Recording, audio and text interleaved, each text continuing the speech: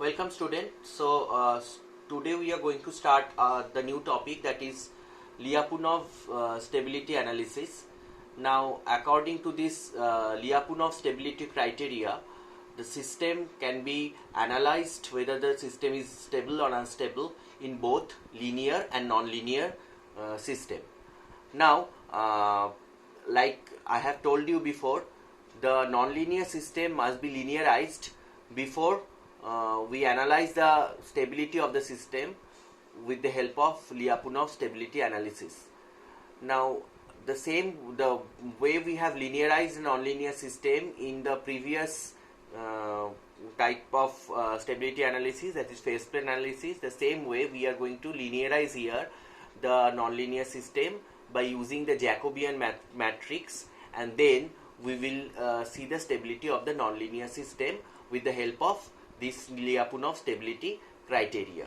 Now before understanding the Lyapunov stability criteria, we need to understand the definiteness of a particular function.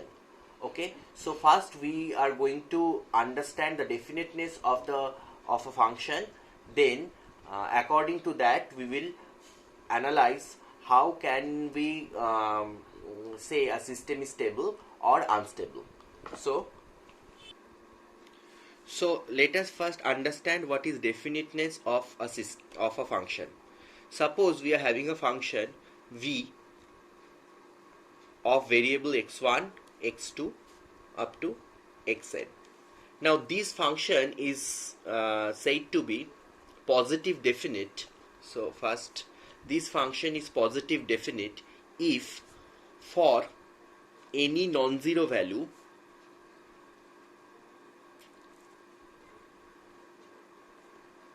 of x1, x2 up to xn, this is always greater than 0, that means it is always positive, then this function is known as positive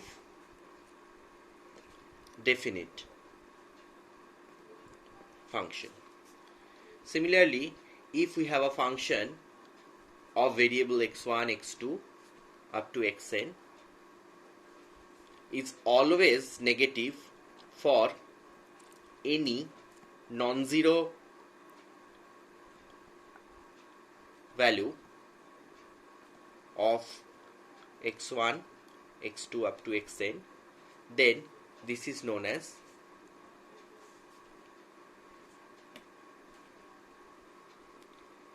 negative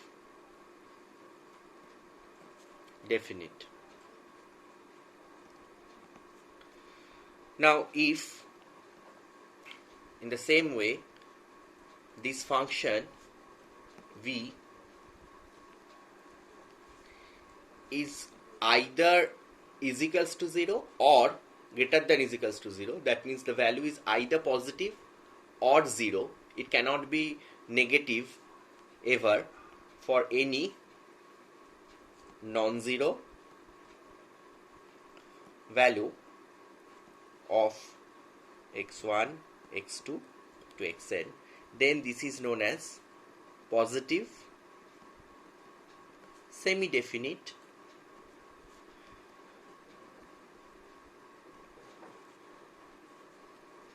function. Now if again this function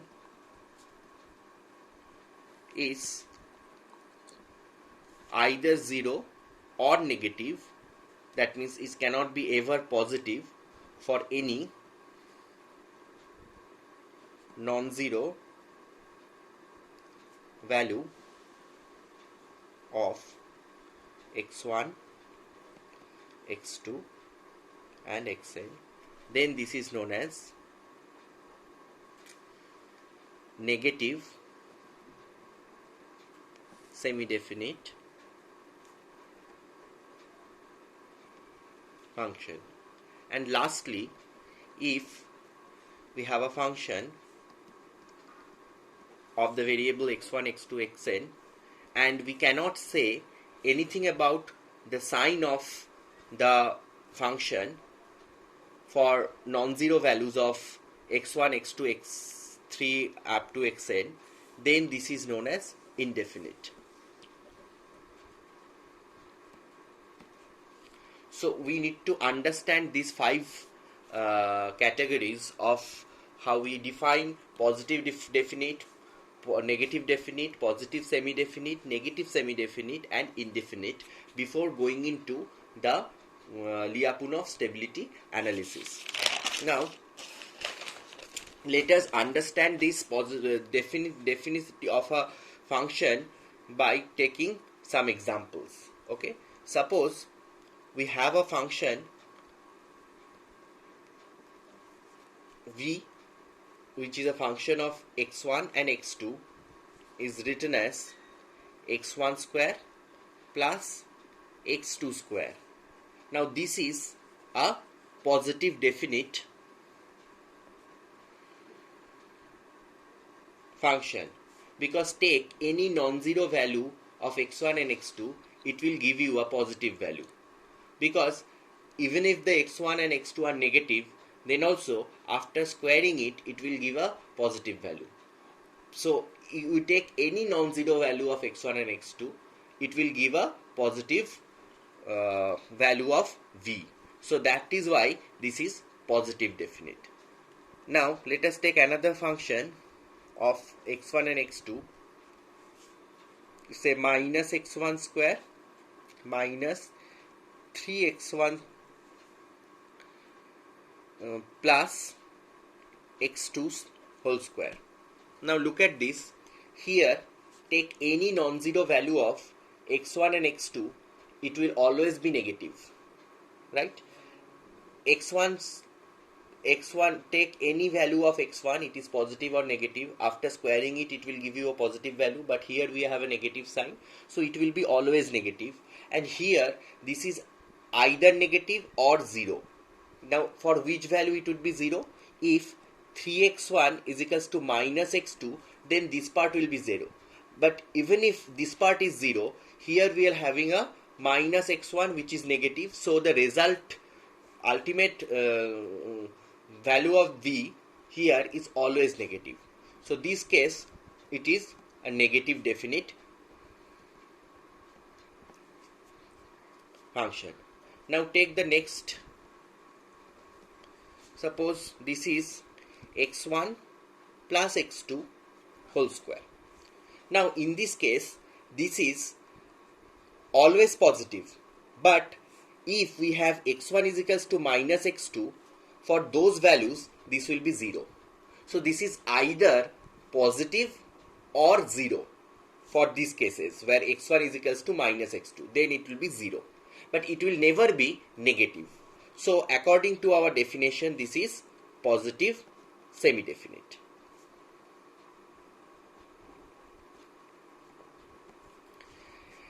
Let us take another example. Let us say this is x1 square plus 2 x1 x2. Now we cannot exactly say whether the sign, what is the sign of this function v depending upon x1, the non-zero value of x1 and x2. So the sign is not definite in this case, right? It can be positive, it can be negative, or it can be 0. So this type of function, we cannot define the sign of this function. So this is indefinite. This is indefinite. So this is, as we can see that here all the function that I have taken are basically the function of two variables x1 and x2. Now these variables in a system are basically state variables.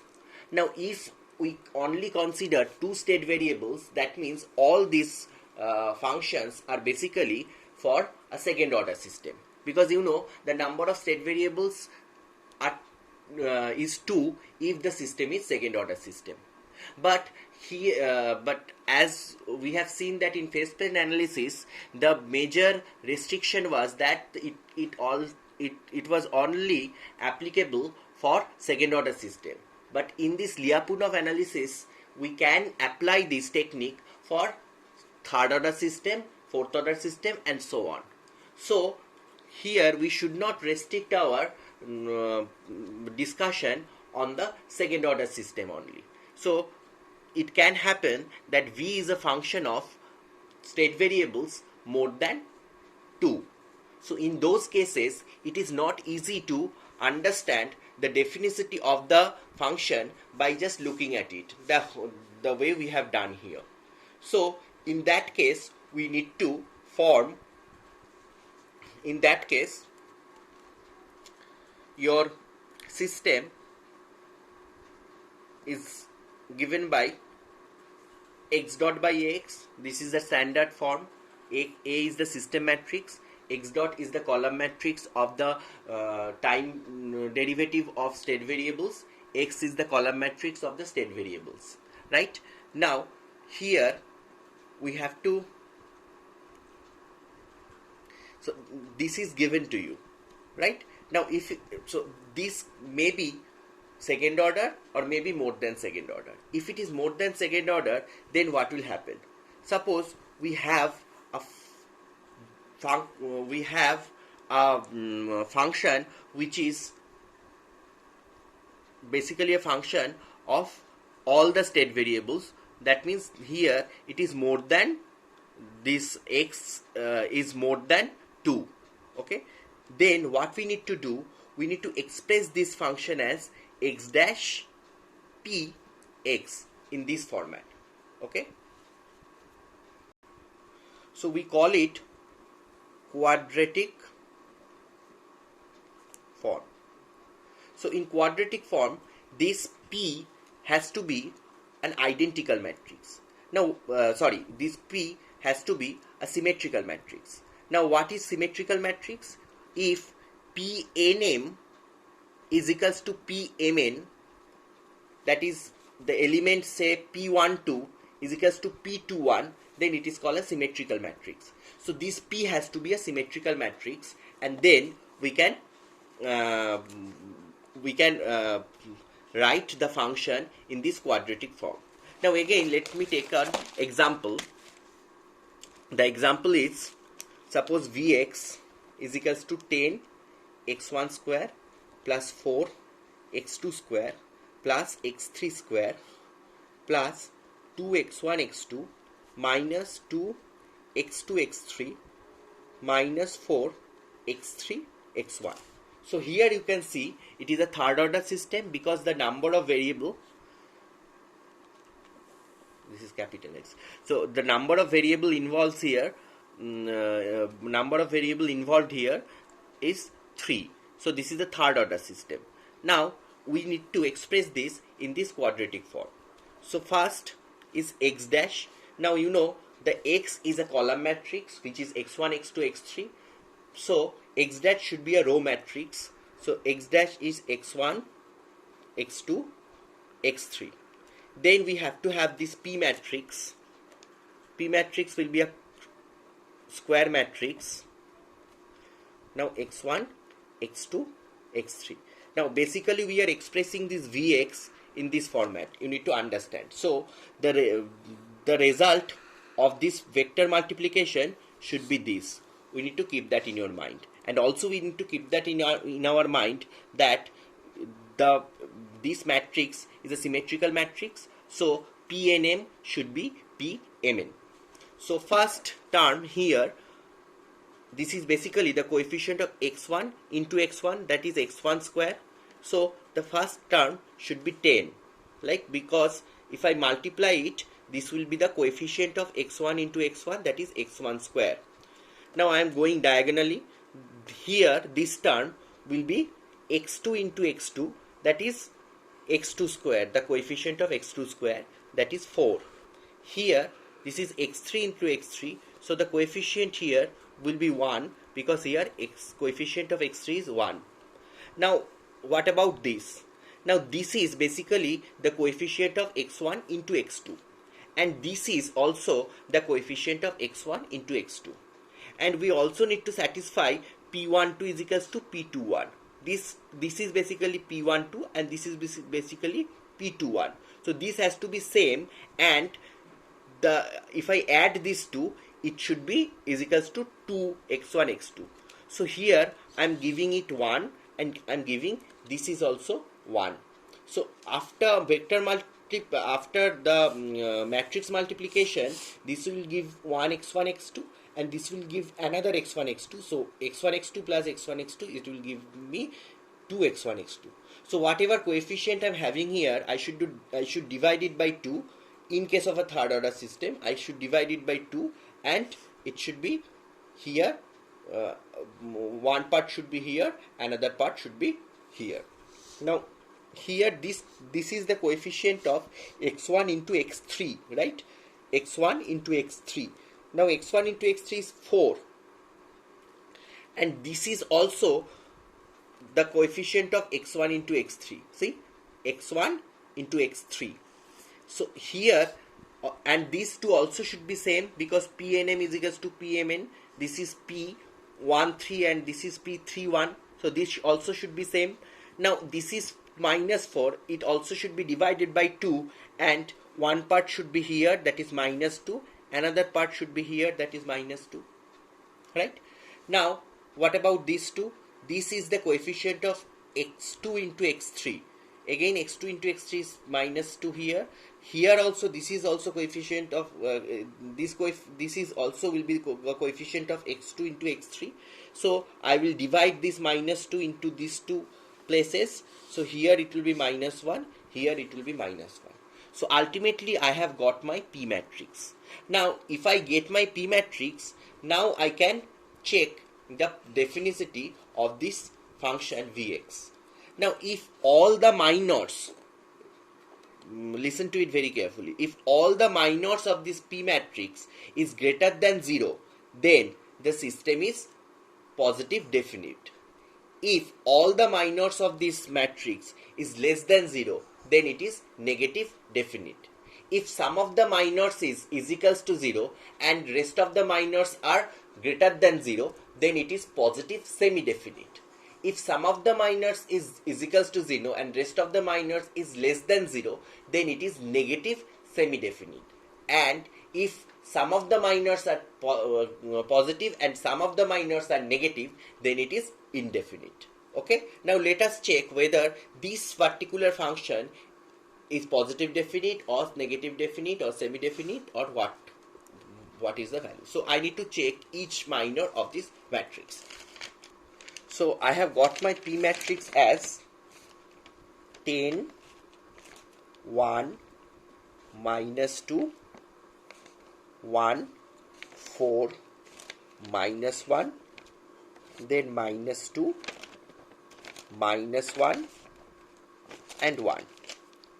Now you know the first minor is 10. So P1, which is the first minor, that is basically 10, which is greater than 0. Second minor is P2, that is the determinant of this square matrix, 2 by 2 matrix. So here that is 10 into 4, that is 40 minus 1, that is 39. That is also greater than 0. Now P3 is the determinant of this total matrix. Okay, the third minor. That will be 10 into 4, then minus 1, minus 1 into 1,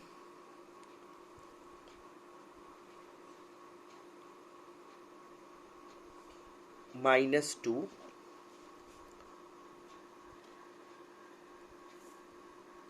minus 2 into minus 1 plus 8, right? So it will come out to be this is 30 minus 2 minus 1, that is plus 1,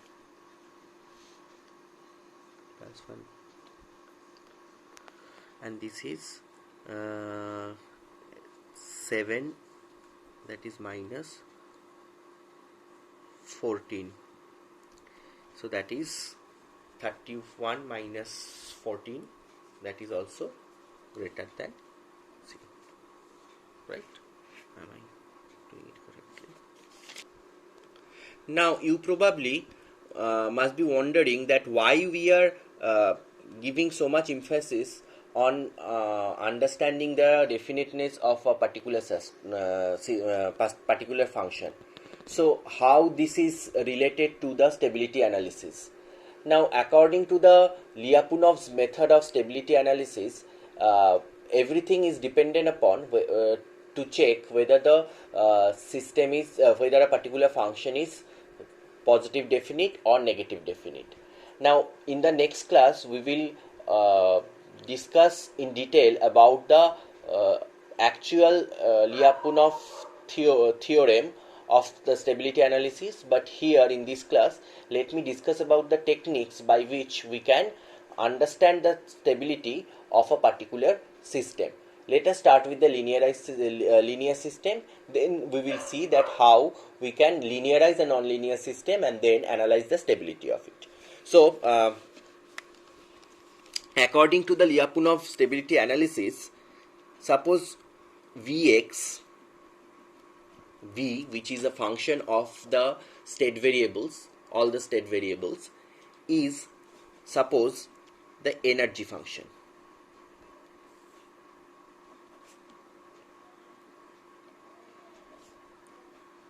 Now, energy function basically defining the energy of the system. Okay. Now, you know, energy of the system can be 0 or it should be greater than 0. Energy cannot be negative. So if Vx is the energy function, then Vx has to be positive definite, and if energy is 0, then it maximum can be positive semi-definite. But it should be basically positive definite, because if a system doesn't have any energy, 0 energy, then it is no point to discuss about the stability of the system. So basically your energy function has to be positive definite, right? It can be positive semi-definite. I mean, it can happen, theoretically it can happen, but practically it is meaningless. So energy, if Vx is the energy function of the system, that has to be positive definite. Okay, so I suppose we understand that. Now let us consider V dot x. What is V dot x? V dot x is basically rate of change of this energy function with respect to time. Now if the system is stable, then obviously as the time is increasing, your energy should decrease. Now if as the time is increasing, if your energy is also increasing, that means the system is go out of the stability, right? The system is going out of the stability, because time is increasing, energy is also increasing. So system will ultimately cannot be stable. So we need to check whether this is negative definite or not. If Vx is our energy function, V dot has, in order to be the system is stable, V dot x must be negative definite, or it can be negative semi-definite. Now if what does that mean, negative semi-definite? What does that mean? Negative semi-definite means that the energy is constant. Okay, so we have a sustained oscillation kind of situation where energy is constant. If energy is decreasing with respect to time, that means V dot x is negative, then it is stable. If it is positive, then it is unstable. And if it is negative semi-definite, that is what you call the marginal stability, right? That this energy is constant, energy is neither increasing nor decreasing. So that is the margin of stability. If it is falling on the negative side, then it is negative. It is falling on the positive side, then it is positive. That is the main thing of the Lyapunov stability analysis. We need to understand this thing. So this is Vx and V dot x. But the problem is, you will not have, people will not give you the energy function. If someone is asking you to analyze a system, analyze the stability of the system, your energy function will not be given to you. What is given to you? X dot is equals to Ax. That is given to you. A matrix is given to you. A series of differential equation will be given to you, right? Which will be derived from the physical law of the system. So and that is x dot is, you again know, it is the state variable, time derivative. X is state variable, A is the state matrix, right? So this is given to you. This is given to you. Vx is not given to you, right? So what can I do? Now let us consider this is Vx, which is say x dash px. I am representing it in the quadratic format that I have discussed it. So let us suppose this is my energy function. I do not know the exact energy function, but let us suppose this is energy function. Okay. So what would be v dot x?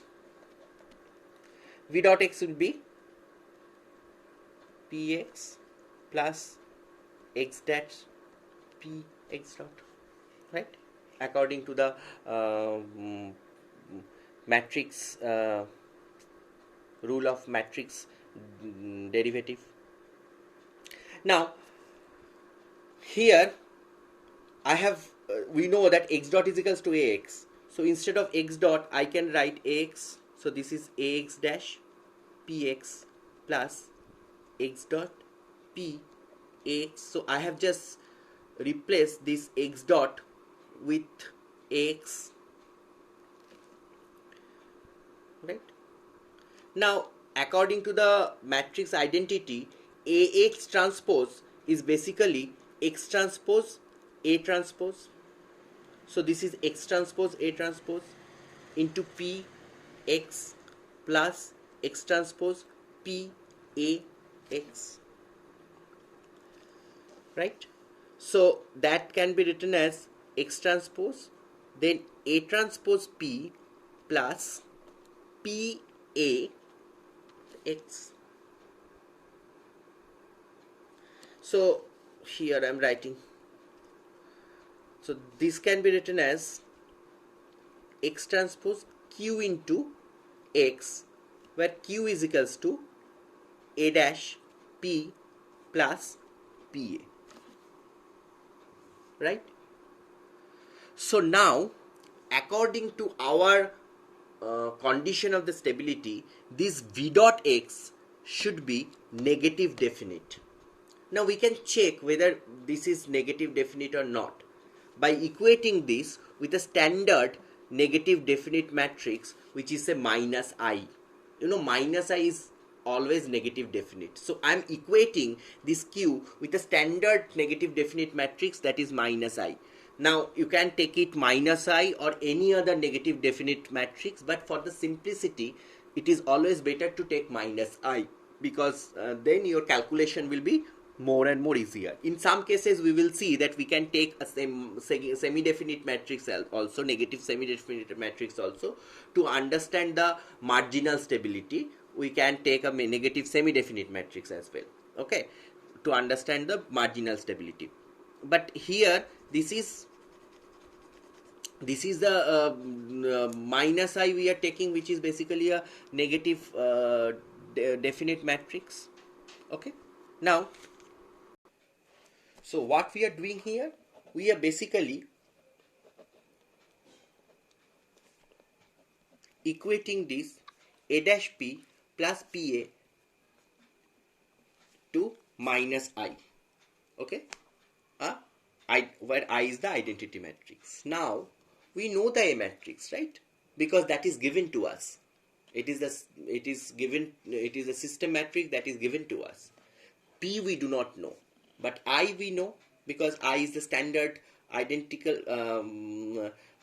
standard identity matrix. That is, if it is second order, then 1 0 0 1, right? So we can find out P from here. Now as we can get the value of P, then we need to check, you know, as I have considered, Vx is equals to x dash Px, and it has to be positive definite.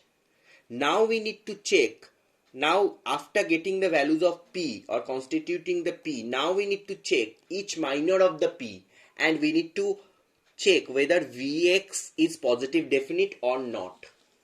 If it is positive definite, then our assumption was correct and the system is stable. If that is not positive definite, then the system is not stable. That is the technique we are going to follow here to understand the stability of a system. Okay, now let us take an example to elaborate this.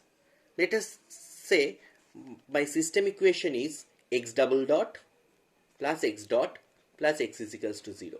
Now we have solved this equation before in phase plane analysis, so we know the result, but let us check. Here, as you know, I am going to take x is equals to x1 and x dot is equals to x2. So your x1 dot is equals to x2. Your x2 dot from this equation we are getting that is minus x1 minus x2, because x2 dot is x double dot, that is equals to minus x dot, that is minus x1 minus x2. So I can form my A matrix x1 dot x2 dot 0 1 minus 1 minus 1. So now I have got my A matrix. Now I do not know my P matrix. So let us say my P matrix is P11, P12, P22. Here I am also writing P12. This should be P21, but I am writing here P12 because we know that in quadratic format this should be a symmetrical matrix. So P12 should be equals to P21. That is why instead of P21 I am writing here P12. Okay. So now according to our condition, A transpose P plus PA should be equals to minus I. So first A transpose, if this is A matrix, what is A transpose? 0, minus 1, minus 1, minus 1. Then your P matrix P11, P12, P12, P22 plus again P matrix P11, P12,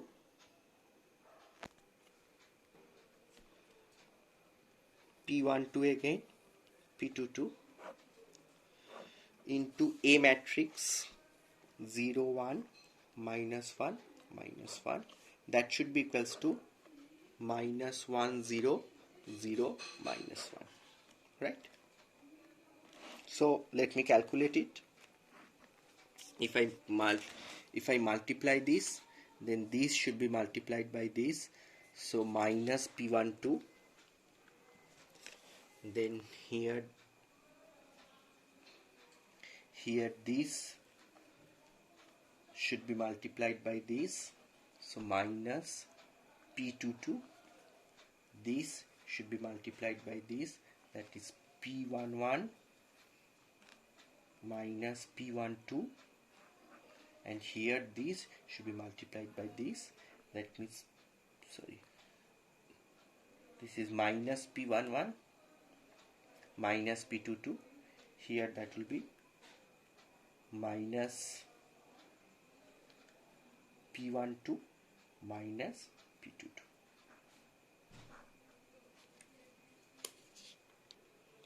So minus, okay, once again, so here the A transpose should be 0 0 minus 1, then this should be plus 1, right?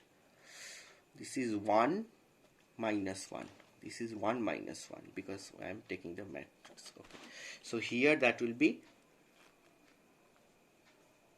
P, here that will be P12 minus P22 and plus P12 minus P22, and here that will be plus P11 minus P22. Let me rewrite it, because this will be plus, right? This will be plus because I am taking the transpose. So first term is minus P12, second term is minus P22. Here that will be P11 minus P12, and this term will be P12 minus P22 plus, now I am multiplying this with this, so as I am multiplying this with this with this, so this is again minus P12, then I am multiplying this with this, that means that is P11 minus P12. Now I am multiplying this with this, that means this is minus P22, then I am multiplying this with this, that means P12 minus P22, and that is equals to minus 1 0 0 minus 1. Okay,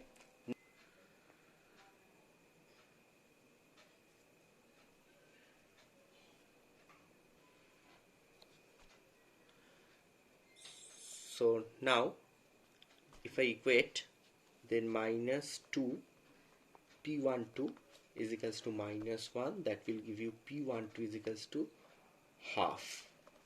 Okay, this is the first equation. The second equation is minus P22 plus P11 minus P12 is equals to 0. This plus this is equals to 0. Here we will get the same equation here, P11 minus P12 minus P22, the same equation is equals to 0, so I am not writing it again. And the last equation that I am getting, P12 2 into P12 minus P22 is equals to minus 1, right?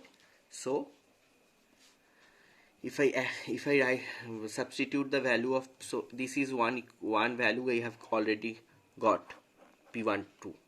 Now if I substitute that value, then that will half minus P22 is equals to minus 1, that means this is 1, so P22 is, this is 1, here minus, P22 is 2, right?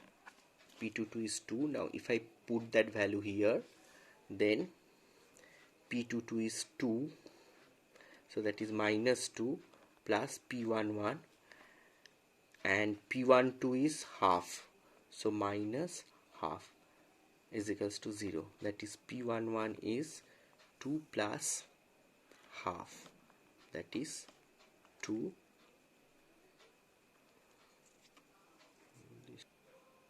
So actually this should be 1. Then this is, if I put this value here, this is 1, so if I put this value here, then I am getting minus 1 plus P11 minus half is equals to 0, so P11 is equals to 3 by 2. So thus we are getting my our P matrix as 3 by 2, then half, then half, then 1. Now I need to check the minor.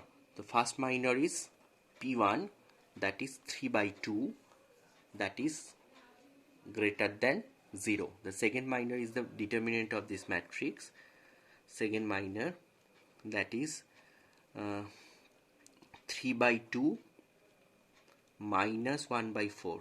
So 3 by 2 minus 1 by 4 is also greater than 0. So both the minors is greater than 0. So here we can conclude the system is stable, right? Because that is the proof that our assumption was correct. So our system is stable. Now in phase plane analysis also we have seen that this system is stable. Here also we can prove in this way that the system is stable. So if any one of this minor is negative, is coming out to be negative, then the system is not stable. Now how can I apply the same technique for the nonlinear system? You know, for nonlinear system we cannot get a matrix. Instead of A matrix, we need to find out the Jacobian matrix or J matrix for that particular point at which we are interested to find out the stability. So like we have done in the phase plane analysis technique. So we will discuss on this in more detail in the next classes. Thank you for watching.